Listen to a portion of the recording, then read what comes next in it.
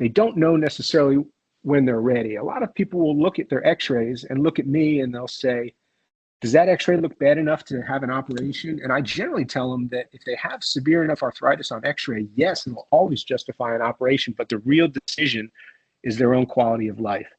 And I tell them, literally, one day you'll wake up and you'll say, I just don't want to live like this anymore, or something similar to that. And when you hear that and when they get to that stage, you know that it's really having a tremendous impact on their quality of life.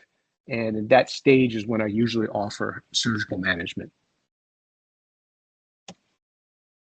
I use the Griplasty by Field Orthopedics for my suspension plasties. I like it because it has very high patient satisfaction. The suspension, which I'll show you a picture of, is a three-dimensional sling rather than a single suture that holds the thumb metacarpal in place. The construct is stable enough with the anchors in the bone to allow for early motion. I don't put anybody in a cast or a splint for 6 weeks after surgery with this operation. The results are highly reproducible.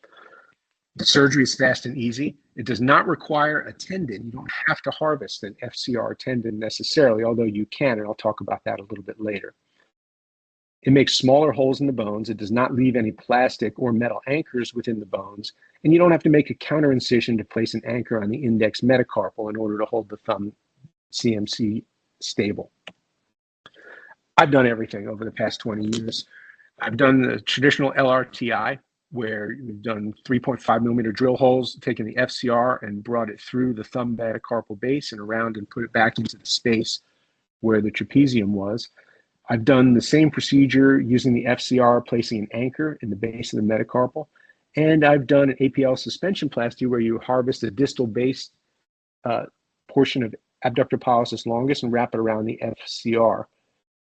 They're all very good operations, but we're always looking to make things better. And I think that the operation that I've settled on now addresses a lot of the concerns that I had and a lot of the problems that I've had in the rare cases where we had complications in the past, such as subsidence of the thumb metacarpal, where maybe the tendon stretches out.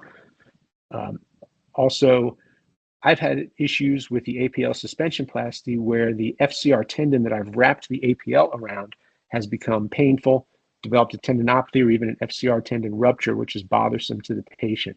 I've seen subsidence in all these operations. The Griplasty device, which is shown implanted in the picture on the right, I do the operation using a Wagner, or if you're European, a Wagner approach. I reflect the thenar musculature, identify and release the FCR tunnel so I can identify and protect the FCR tendon through the procedure, and I excise the trapezium with a McGlamory. I'll inspect the FCR at that time. If there's injury to the FCR during the removal of the trapezium, or if there's any attritional wear, I'll actually divide the FCR tendon at the level of the STT joint, and I'll use the intra-articular portion and incorporate it into the repair using the Griplasty. But as you can see on the image to the right, the Griplasty has a secure all-suture anchor on the ulnar aspect of the index metacarpal base. That has 4 suture strands coming through it. 2 of them are attached to another anchor that goes through the base of the thumb metacarpal, and 2 of them are attached to a pair of needles that are used to suture into the APL insertion at the base of the metacarpal. This spreads out the suspension construct into a V-shaped sling and provides much more stability and allows for early movement and minimizes the opportunity for the thumb metacarpal base to subside. I've been very happy with this in my post-op.